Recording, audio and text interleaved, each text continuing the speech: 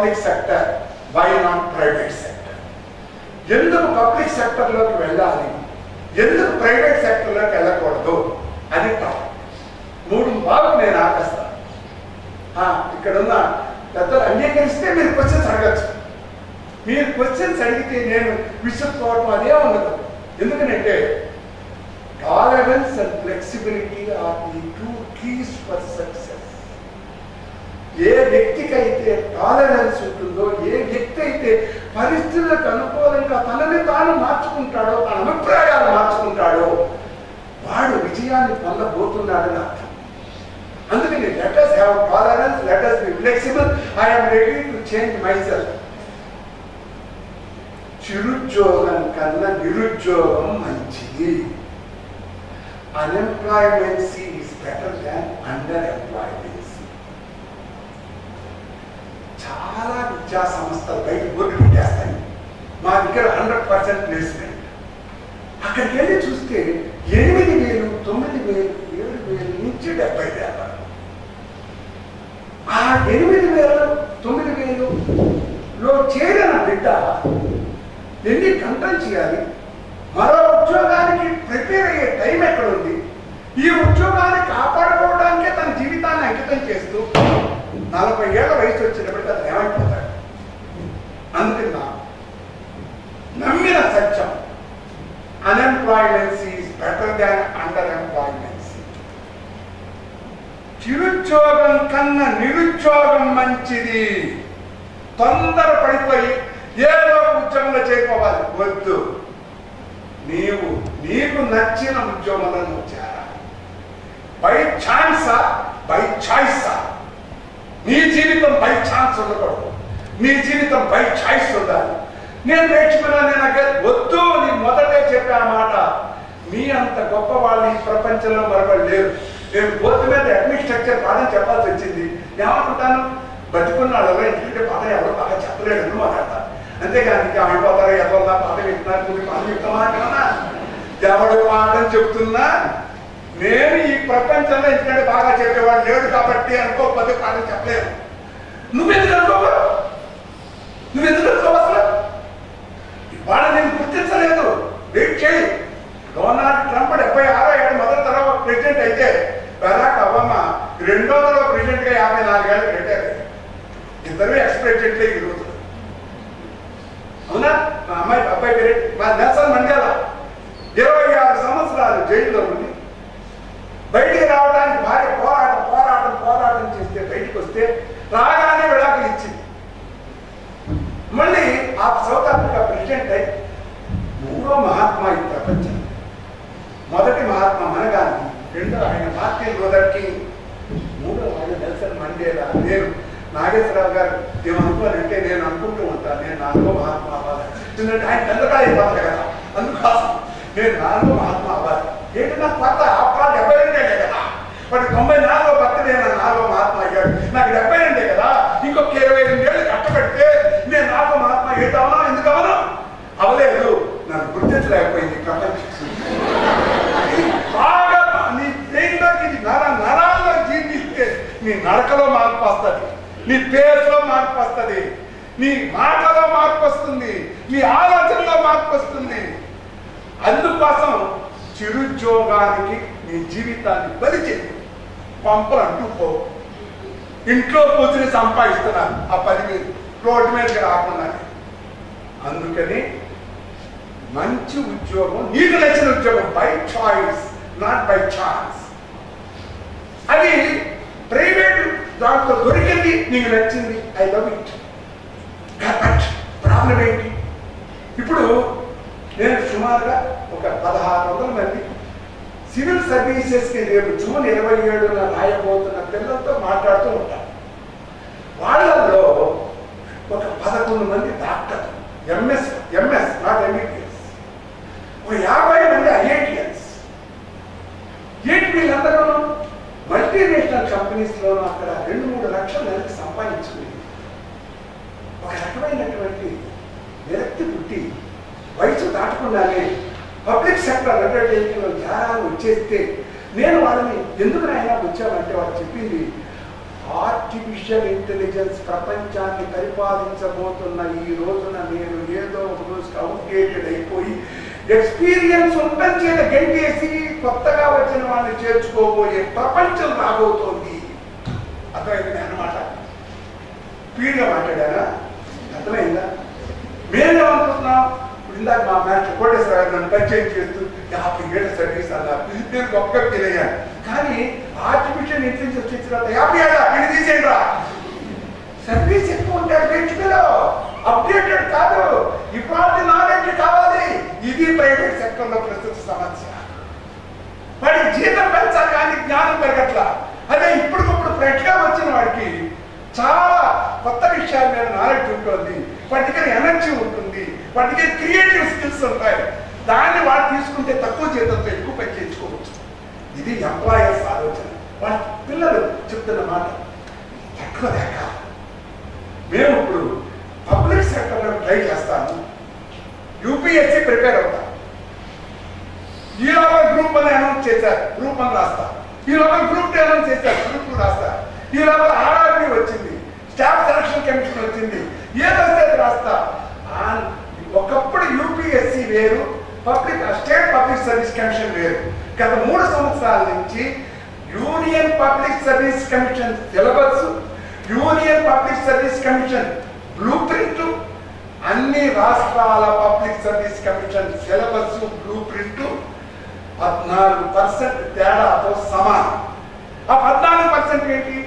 Andhra Pradesh public service commission యొక్క examination లో యూపీఎస్సీకి తేడా ఆంధ్రప్రదేశ్ యొక్క జోగ్రఫీ, ఆంధ్రప్రదేశ్ యొక్క లిటరసీ, ఇల్లిటరసీ, ఆంధ్రప్రదేశ్ పురుషులు స్త్రీలు, ఆంధ్రప్రదేశ్లో గిరిజనులు, ఆంధ్రప్రదేశ్లో వనరులు, ఇంతే. The remaining UPSC APPSC same. అంటే వాళ్ళ సిలబస్ ఏమిటో వీళ్ళ సిలబస్ అదే అన్ని రాష్ట్రాలకి. దాంతో ఏమైంది? ఎవ్రీ స్టూడెంట్ పబ్లిక్ సెక్టర్ లోకి రావాలంటే యూపీఎస్సీ ప్రిపేర్ అవుతూ ఏదో దాంట్లో కాంప్రమైజ్ అయిపోయి సెటిల్ అయిపోతూ మళ్ళీ యూపీఎస్సీ చేస్తారు వయసు ఉంటే. అది వాళ్ళ స్ట్రాటజీ. మీ చిన్న పిల్లలకి ముందే అది చెప్తే మీకు ఉపయోగపడుతుంది. ఎడ్యుకేషన్లో విపరీతమైన రిఫార్మ్స్ వచ్చేసాయి. మీరు గమనించారా? చేయి 4 తరాలు జరుగుతుంది. మీరు ఎవరన్నా తెలుసుకున్నారా? జాయింట్ ఎంట్రన్స్ ఎగ్జామినేషన్ ఐఐటికి ఈ ఏడాది 4 తరాలు, ఓ తరం అయిపోయింది, 2వ తరం మార్చిలో. ఏంట్లా 4 తరాలు జరిగేది? 4ట్లో నువ్వు 4కి రాయొచ్చు, ఏది బెటర్ స్కోర్ అది తీసుకోవచ్చు.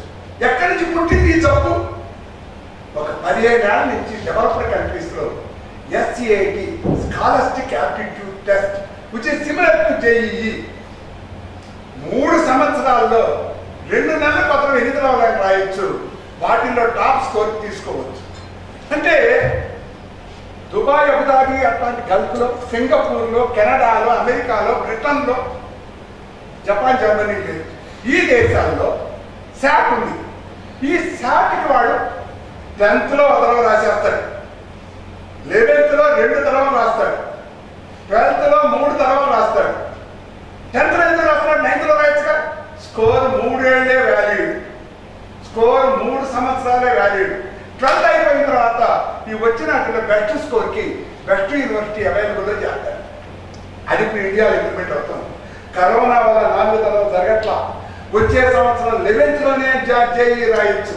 ఆ 2 ఏళ్ళు 10th జేఈ రాసుకో. Hope you are understanding my point. అందుమూలాన ఈ నేషనల్ రిక్రూట్మెంట్ ఏజెన్సీ అది భారతదేశంలో యూనియన్ పబ్లిక్ సర్వీస్ కమిషన్ తప్ప, ఐఏఎస్, ఐపీఎస్, ఐఆర్ఎస్, ఐఎఫ్ఎస్ అవి తప్ప మిగిలిన 600 రకాల ఉద్యోగాలకి ఒకే పరీక్ష. ఇంకా బిఎస్ఆర్బి ఉండదు, ఆర్ఆర్బి ఉండదు, ఎస్ఎస్సి ఉండదు, అవే ఉండవు. ఒక్కటే పరీక్ష. నేషనల్ రిక్రూట్మెంట్ ఏజెన్సీ నడపబోతున్న public sector undertaking employment education కి 3 మెట్లు చేశాడు. 10th క్లాస్ అయిపోయిన వాళ్ళు రాసే పరీక్ష పేపర్ వేరు, 12th క్లాస్ అయిపోయిన వాళ్ళు రాసే పరీక్ష పేపర్ వేరు, డిగ్రీ అయిపోయిన వాళ్ళు రాసే పరీక్ష పేపర్ వేరు. ఆ 3టికి సిలబస్ ఇంకా రిలీజ్ చేయాల. 3 దశలలో ఉంటుంది. ప్రతి సంవత్సరము 2-3 తరగతులు జరుగుతుంది. Hope you are getting my point. సరిపోయింది. ఇప్పుడేంటి, నేను యూపీఎస్సీ రాసే రోజునే Telangana public service commission examination రెండింటిలో ఒకదానికి వెళ్ళాలి. సో ఇప్పుడు ఇంతకుముందు ఎంబీబీఎస్ చదవాలంటే కేసెట్, టీసెట్, ఎంసెట్ కాకుండా పిహెచ్డీలో చేరడానికి ఒక టెస్ట్, ఎయిమ్స్ ఒకటి, జిప్మర్ ఒకటి, గాంధీ మెడికల్ కాలేజ్ వార్తాకు ఒకటి, ఇలా ఉండేది. ఇప్పుడు ఇండియాలో ఎంబీబీఎస్ ఎక్కడ చదవాలన్నా ఒక్కటే టెస్ట్ ఎలా అయిందో ఆ రకంగా భారతదేశ ప్రభుత్వ రంగంలో ఏ ఉద్యోగం చేయాలన్నా ఒకటే పరీక్ష 2022 వస్తుంది. దాని సిలబస్ ఇంకా నిన్న సాయంత్రం దాకా రాలా. మనం ఎదురు చూస్తున్నాం. సిలబస్ వచ్చేసిందంటే మేమందరం ఏమనుకుంటున్నాం, దిస్ ఇయర్ దట్ వే యూపీఎస్సీకి అటు ఇటుగా ఉంటుంది. డిగ్రీ తర్వాత syllabus, I'm not speaking about 10th after 12th after, degree తర్వాత సిలబస్ యూపీఎస్సీకి 10% అటు ఇటుగా ఉంటుందని అనుకుంటూ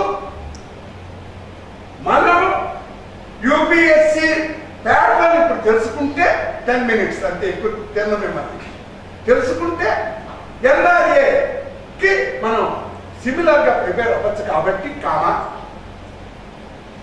రోజుకి 24 గంటలు ఉన్నాయి. అందరికీ అంతే ఉంటాయి. 2010లో నేను ఢిల్లీలో కాన్ఫెడరేషన్ ఆఫ్ ఇండియన్ ఇండస్ట్రీస్ ఒక గొప్ప వాళ్ళ సమావేశానికి అదృష్టవశాత్తు మూల కూర్చునే హక్కు వచ్చింది. నేను లోపలికి వెళ్ళేటువంటి మాట్లాడుతున్న ఆయన Wipro Premji, silver hair, Warren Buffett of India. ఆయన మాట్లాడుతుండగా సడన్ గా అన్న మాట ఏంటంటే,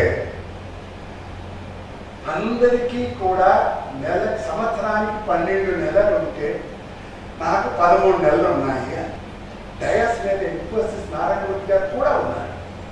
అందరూ కూడా ఇంట్లో చెక్కిన సంవత్సరానికి 13 నెలలు అట్లా ఉంటాయి కదా, 12 నెలలు కదా, తెలుగు నెలలైనా ఇంగ్లీష్ నెలలైనా అని ఆయన ప్రశ్నార్థకంగా చూస్తే ఆయన చెప్పారు, మనిషి సగటున బెడ్రూము, బాత్రూము, డైనింగ్ రూముల్లో 10 గంటలు రోజు గడుపుతారు.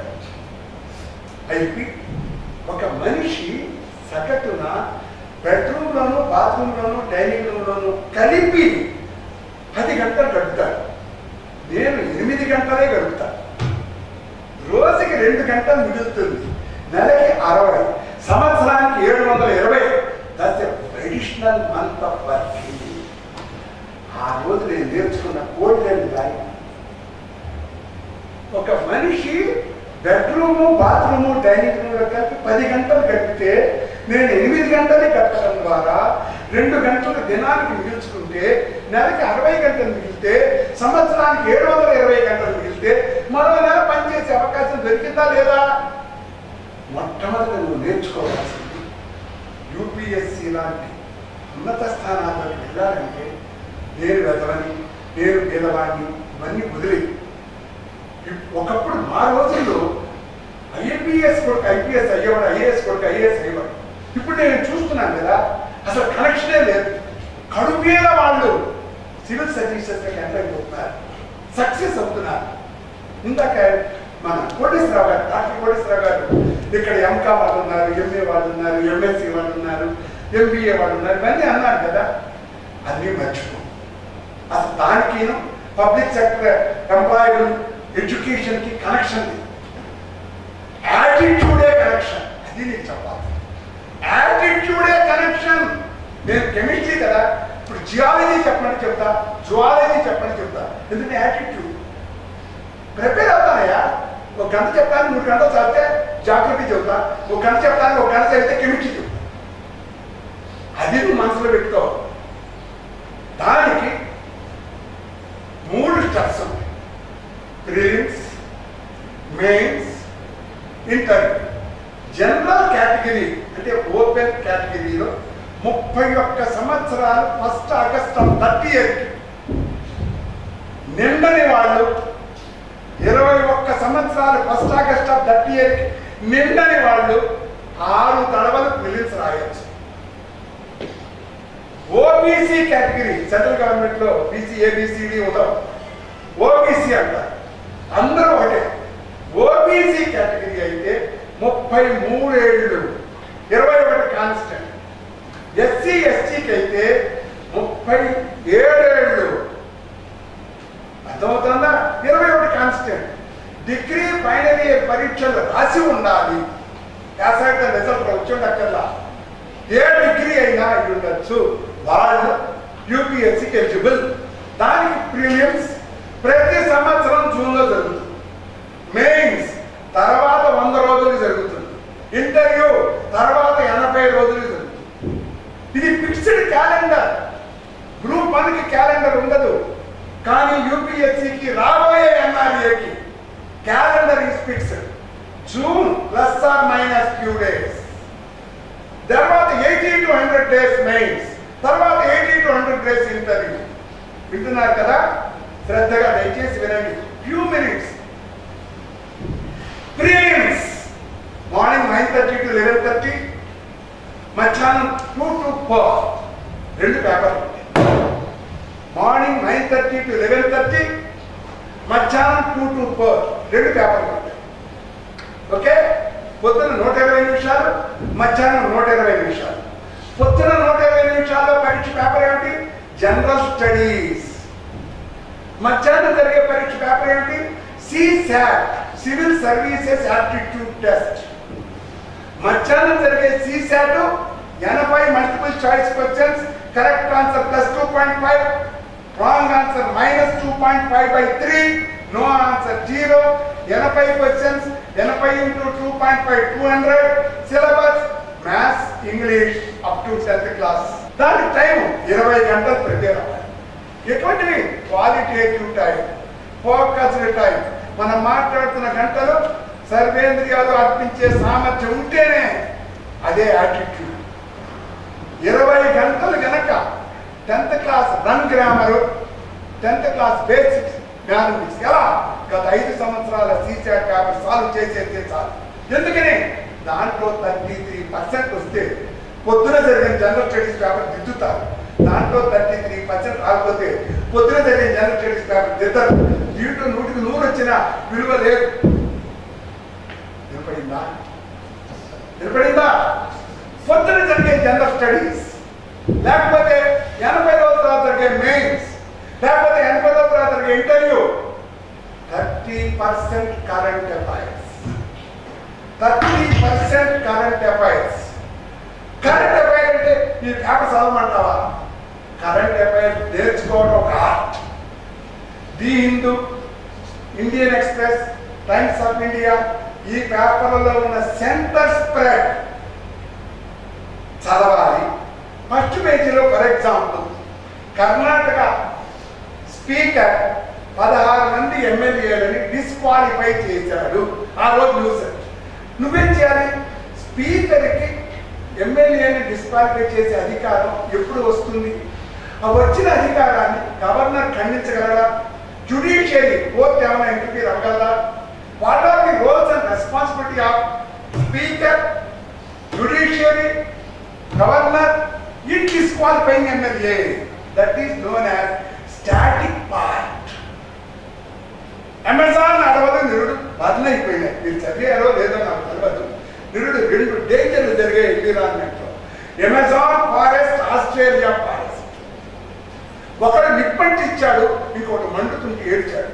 నిప్పంటించడానికి కారణం ప్రపంచ ఎన్విరాన్మెంట్ నేనెందుకు చూడాలి, నాకు స్పేస్ కావాలనుకున్నాడు.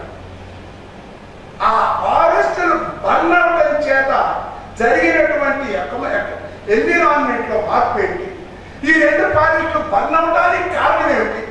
భవిష్యత్తులో ఫారెస్ట్ బర్న్ అవ్వకుండా ఏం చేయాలి? అది టాపిక్. అంటే అమెజాన్ ఫారెస్ట్ ఎప్పుడు బర్న్ అయ్యాయి? చెత్తకు వచ్చింది. ఆస్ట్రేలియా ఫారెస్ట్ ఎప్పుడు బర్న్ అయ్యాయి? నో, మెమరీ వాల్యూ లేదు. క్లారిటీ. ఈ రెండింటికి కంపారిజన్. అండర్స్టాండింగ్? అమెరికా వాళ్ళు దాంట్లో WHO నుంచి తప్పుకుంది. మీరు చదివారు ఈ మధ్య? ట్రంప్ ప్రెసిడెంట్ గా ఉండగా ఇంకా జాయిన్ అవ్వాలి. సో అసలు ఆ వరల్డ్ హెల్త్ ఆర్గనైజేషన్ ఎన్ని దేశాలు ఉన్నాయి? డబ్బులు ఎక్కడి నుంచి వస్తాయి? అతను తప్పుకోవడం చేత వచ్చే లాభ నష్టాలు ఏంటి? అవి కరెంట్ అఫైర్స్ అంటే రేపు జూన్ 27, 2021 స్టూడెంట్ పరీక్ష రాస్తుంటే జూన్ 2020 నుంచి మే 2021 దాకా జరిగిన కరెంట్ అఫైర్స్ మీద స్టాటిక్ పార్ట్ క్వశ్చన్స్ కారణం 1050 ప్రింట్ అవుతుంది. సో ఇప్పుడు నేను వాడికి 100 రోజులు, నేను 117 రోజులు ప్రోగ్రామ్ అనే వాడికి ఏం చెప్పాను, నువ్వు కరెంట్ అఫైర్స్ సరిగా చదవట్లా. ఎలా చదవాలి? ఈ వారంలో జూన్ 2020 కరెంట్ అఫైర్స్, ఈ వారం కరెంట్ అఫైర్స్ చదవాలి. నెక్స్ట్ జూలై 2020 కరెంట్ అఫైర్స్, ఆ వారం కరెంట్ అఫైర్స్ చదవాలి. ఎందుకని 12 నెలల కరెంట్ అఫైర్స్ నువ్వు చదవాలి. ప్లస్ ప్రస్తుతం జరుగుతుంది చదవాలి. 30% సిలబస్ ఈజ్ కరెంట్ అఫైర్స్. దానికి నువ్వు ఎంకామ్ అయితే ఏంటి, ఎంఏ అయితే ఏంటి, ఎంఎస్సీ అయితే ఏంటి, హార్టికల్చరిస్ట్ అయితే ఏంటి, అగ్రికల్చరిస్ట్ అయితే ఏంటి, డాక్టర్ అయితే ఏంటి, ఇంజనీరింగ్. ఎవరు చూడటం నీ బ్యాక్గ్రౌండ్, నీ attitude important. You can do anything. నీకు యాటిట్యూడ్ పాజిటివ్ పర్ఫెక్ట్గా ఉంటుంది. నువ్వు చేయలేనట్టు లేదు. మరి 30% అయిపోయిందయ్యా, మిగిలిన 70% ఏంటి? మిగిలిన 70%లో 20% science and technology and environmental science, మిగిలిన 50% economy, history, geography, public administration. 12. మరి ఇవన్నీ ఎట్లా? అందుకని మేమేం చేస్తున్నామంటే మా ప్రిన్సిపాల్ గారికి నేను మొత్తం కరెంట్ అఫైర్స్ యొక్క లింకులన్నీ ఇస్తాను. అంటే ప్రతిరోజు 10 పేజీలు ఆ రోజు కరెంట్ అఫైర్స్ స్టాటిక్ ఇన్ఫర్మేషన్తో డైనమిక్ మిక్స్ చేసి సాఫ్ట్ కాపీ మేము పంపిస్తాం ప్రిన్సిపల్ గారికి. వారు మీరు ఇంట్రెస్ట్ ఉన్న వారికి ఇస్తారు. దాంతోపాటు Telugu, English, Kannada current affairs యూట్యూబ్లో మాట్లాడి అవి మీకు షేర్ చేస్తాం. దాంతోపాటు ప్రతిరోజు రాత్రి 9:30 నుంచి తెల్లారి 6 దాకా కరెంట్ అఫైర్స్ నువ్వు ఎగ్జామ్ రాయడానికి ఓపెన్ అయి ఉంటుంది సర్వర్లో. నిన్న జరిగిన కరెంట్ అఫైర్స్ మీద 15 మల్టిపుల్ చాయిస్ క్వశ్చన్స్ 20 నిమిషాల్లో ఆన్సర్ చేయాలి. అవగానే టోటల్ డీటెయిల్ ఎక్స్ప్లెనేషన్ వస్తుంది. ఇవన్నీ 100% ఫ్రీ. మా ఉద్దేశం ఏంటి, నువ్వు 21 ఏళ్ళు నిండిపోతే రాసి తీరాలి. సెలెక్ట్ అవుతావా వరి అవ్వ, నువ్వు రాసి. అందుకే ఇందాక మా టైం ఉన్నదండి, పిచ్చ పెట్టాలి. నీకు టైం బోర్డు మిగిలిపోతుంది. నీకు తెలియదు, నువ్వు టైంని కిల్ చేస్తున్నావు. వెయిట్ చేయడం కాదు, కిల్ చేస్తున్నావు. టైం మేనేజ్ చేయడం రావాలి, టైంని యూటిలైజ్ చేయడం రావాలి, ప్రయారిటీస్ మారాలి. ప్రతిరోజు ఒక నోట్బుక్లో లెఫ్ట్ సైడ్ రేపు ఏం చేయదలుచుకున్నావో రాయి, రైట్ సైడ్ రేపు ఏం చేసావో రాయి. ఈ రెండుకి డిఫరెన్స్ చూడు. నెక్స్ట్ పడుకునేటప్పుడు రేపు నైట్కి ఎల్లుండి ఏం చేయదలుచుకున్నావు, ఎల్లుండి ఏం చేసావు, డిఫరెన్స్ ఏంటి ఇది తెలుసుకో. గుట్ల గంటలు వెయిట్ చేస్తున్నావు. టైం బోర్డు రోజుకి గంట సేపు ప్రతి student current affairs and mental ability మీద ప్రావీణ్యత సంపాదించుకుంటే ఏ రోజైనా ఎన్ఆర్ఏ రాయొచ్చు, ఏ రోజైనా యూపీఎస్సీ రాయొచ్చు. మరి మెయిన్స్ ఏమిటండి? ఇప్పుడు జనరల్ స్టడీస్ అన్నానే ఏమిటి మరి చెప్పు, 30% current affairs, 20% environmental science and science and technology, 50% economy, geography, history, public. ఇవన్నీ కూడా మేమేం చేశాము, ఎన్సీఈఆర్టీ బేసిక్స్ ని అద్భుతమైన టీచర్లతో రికార్డ్ చేయించేసాం. అవి కూడా ఫ్రీగా పిల్లలకి ఇస్తున్నాం. వాడి ఇంట్లో కూర్చొని చదువుకోవచ్చు, దానికేం ఇబ్బంది లేదు. రోజు ప్రశాంతంగా నువ్వు ఎంకామ్ కావచ్చు, ఎంబీఏ కావచ్చు, ఎంఎస్సీ కావచ్చు, basics of this NCERT prepare అయితే ఏ రోజు కాంటే ఆ రోజున ఎన్ఆర్ఏ లేదా పబ్లిక్ సెక్టర్ జాయిన్ అవ్వచ్చు. సో ఈ చెప్పినటువంటి జనరల్ స్టడీస్ 100 క్వశ్చన్స్ ఏమిటి, multiple choice questions, correct answer +2, wrong answer -2/3. పిల్లలు ఎక్కడ చెప్తున్నారు, having knowledge and converting knowledge into marks to different areas. Having knowledge and converting knowledge into marks are 2 different areas. Knowledge ని మార్కులుగా మార్చే జ్ఞానం వాళ్ళకి పొరవైంది. Negative marks తగ్గించుకోవడం కుదరలా, క్యాలిక్యులేటర్స్ తీసుకోవడం కుదరలా. చాయిస్ క్వశ్చన్స్ లో రాశావో అదే ఎస్ఏ టైప్. 4 పేపర్లు, నా వైపే చూడు, పేపర్కి 250 మార్కులు, 15 మార్కుల క్వశ్చన్లు, 10 మార్కుల క్వశ్చన్లు, 15 మార్కుల క్వశ్చన్లు, 150, 10 మార్కుల క్వశ్చన్లు, 100, 250, 15 మార్కుల క్వశ్చన్ 250 వర్డ్స్ లో రాయాలి. 10 మార్కుల క్వశ్చన్ 150 వర్డ్స్ లో రాయాలి. 150 దాటాయి దిద్దడు, 250 దాటాయి దిద్దడు, అందుకంటే తక్కువ ఉన్నాయి, ఏమి ఇబ్బంది లేదు. ఏ పేపర్ అయినా మెయిన్స్ 250, ఏ పేపర్ అయినా 10 మార్కులకు వచ్చాను, 15 మార్కులకు వచ్చాను. 10 మార్కులకు వచ్చాను 150 మార్కులు మించకూడదు, 15 మార్కులకు వచ్చాను 250 మార్కులు మించకూడదు. దానికి ఎక్కడ పడితే అక్కడ కళ్ళున్నటువంటి పేపర్లు అమ్ముతున్నారు. యూపీఎస్సీ చదివే పిల్లల దగ్గర పట్లలో అది పంటాం. నువ్వు రాసేటప్పటికి 150 వర్డ్సా 100 వర్డ్స్ అదే చెప్తుంది. ఎవరు దిద్దుతారు మాట్లాడు? మల్టిపుల్ చాయిస్ క్వశ్చన్స్ అయితే కంప్యూటర్ దిద్దుతుంది, అంతే కదా. 200కి 100 వస్తే మెయిన్స్కి వెళ్ళిపోతావు. 200 మార్కులు కదా, 100 ఎంసీక్యూ కరెక్ట్ ఆన్సర్ టెస్ట్ కదా. 200కి 100 ఓపెన్ కేటగిరీ, మెయిన్స్కి వెళ్ళిపోతావు. మరి మెయిన్స్ లో నువ్వు పేపర్ రాసావే, అది ఎవరు తింటారు? వాళ్ళందరూ కూడా రికమెండేషన్లు, డబ్బులు, శుద్ధత, అబద్ధం దిద్దే కంప్యూటర్.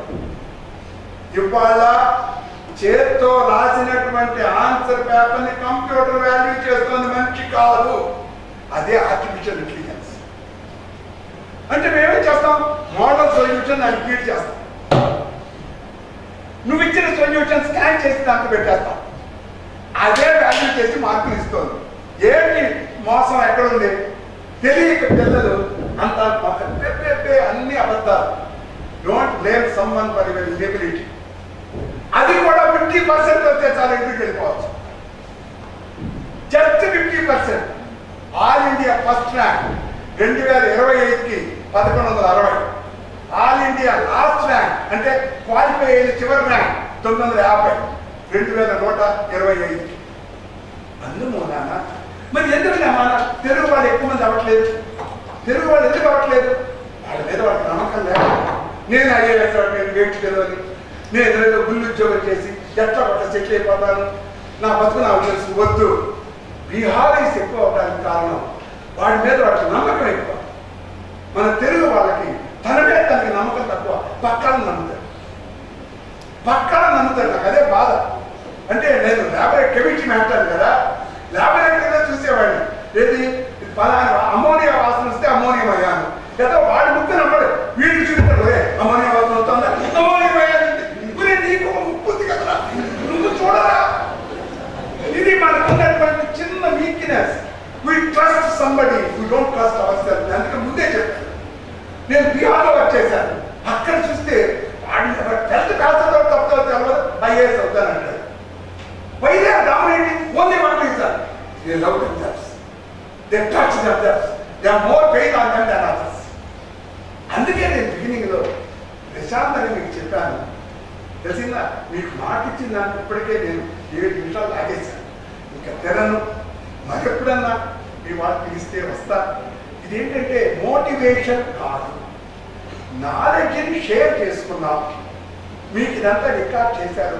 దేవుడు లాంటి ఆయన రమణ ఆకాశ మీడియా ఆయన దాన్ని ఎడిట్ చేస్తారు, రెండరింగ్ చేయాలి, ఎడిట్. నాకు అదంతా వచ్చు.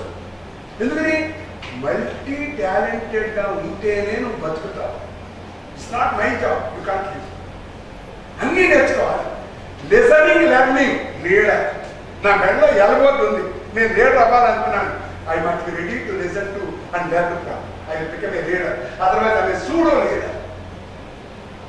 అందుకే మీరు క్వశ్చన్స్ అడగండి, నాకు వినపడుతుంది, ఇబ్బంది లేదు. చక్కటి సైలెంట్ హాల్, అద్భుతమైనటువంటి గ్యాలరీ. నేను చాలా చోట్ల ఇట్లా మాట్లాడాను, కానీ ఇంత నిశ్శబ్దంగా డిసిప్లిన్గా నేను పిల్లలు రేరుగా చూసాం. అందులో గ్యాలరీ కూడా కనపడతారా కనపడాలనే బాధ లేకుండా అందరూ కనపడుతున్నారు. మీరు మైక్ కూడా ఇస్తున్నారు. డెలికేసీ ఫీల్ అవ్వద్దు.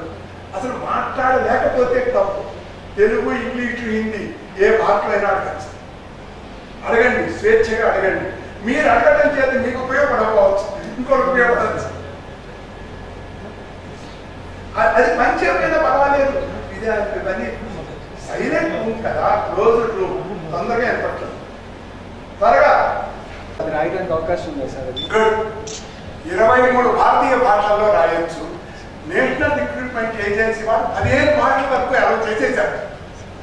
నేను మీ దగ్గరకు ఖచ్చితంగా రాయొచ్చు. ప్రస్తుతం లిటరేచర్ కూడా తెలుగులో అబండెంట్గా ఉంది. But my dear sweet child, ability to communicate in English enables you to become a global leader. Otherwise, you are conforming yourself to a local area. తెలుగులో రాయి, కానీ ఇంగ్లీష్లో మాట్లాడు. నేను పొద్దున 6:15 నుంచి 7:30 దాకా సంస్కృతం నేర్చుకుంటున్నాను. ఇప్పుడు నాకు అర్థమైంది ఏంటంటే మనం మాట్లాడేదో సగం సంస్కృతమే. నేర్చుకోవడం ఏంటి, మనం తెలుగులో మాట్లాడుతున్నాం అనుకుంటున్నాం. కానీ ఆర్ట్ ఆఫ్ లివింగ్ రవిశంకర్ గారి దగ్గర నేను సిద్ధ సమాధి యోగా చేసే SSY అంటారు, బెంగళూరులో చేయాలి. ఆయన మీరు ఎవరైనా ఒక ఇంగ్లీష్ మాట్లాడకుండా తెలుగులో మాట్లాడగలరా అన్నారు. నేను చెయ్యేసాను. 3 నిమిషాలు మాట్లాడతానన్న మైక్ ఇచ్చాడు. నేను సైకిల్ మీద రోడ్డు కూర్చోను. Cycle, road English. మనం మాట్లాడుతున్నది సగం ఇంగ్లీషు. జస్ట్ కొంచెం అవతల వాడు మన తప్పులు తెలుసుకోలేడనే నమ్మకం నీకు నువ్వు మాట్లాడేస్తావు. ధైర్యంగా ఇంగ్లీష్లో మాట్లాడి తెలుగులో రాయి. ఓకే? నీ పేరు? ఏ class? MSc organic chemistry. Very good. ఇప్పుడు నువ్వు ఏ ఊరు నుంచి వస్తున్నావు? దేవరకోట. దేవరకోట. గంటసా దగ్గర దేవరకోట. గుండేరు దాటి వస్తావు. రామానగరానికి గంటసాలకి రామనగరానికి క్లోజ్గా ఉన్నావు. ఓ ఎంత గొప్ప ఊరు. కూర్చో. నా నెంబర్ ఇస్తాను, రాసుకో. 912123 912123 9984 912123 9984. వాట్సాప్ చేయండి. వీళ్ళందరూ ఫోన్ చేయండి, నేనే ఫోన్ చేస్తాను. రైట్? ఎందుకంటే 10 మందిలో అడగడానికి కూడా మీరు సిగ్గుపడతారని నా భయం. I wholeheartedly thank Krishna University management for encouraging this type of sharing of knowledge on every Saturday. You conduct yourself, be grateful and squeeze their knowledge and opportunity. Thank you.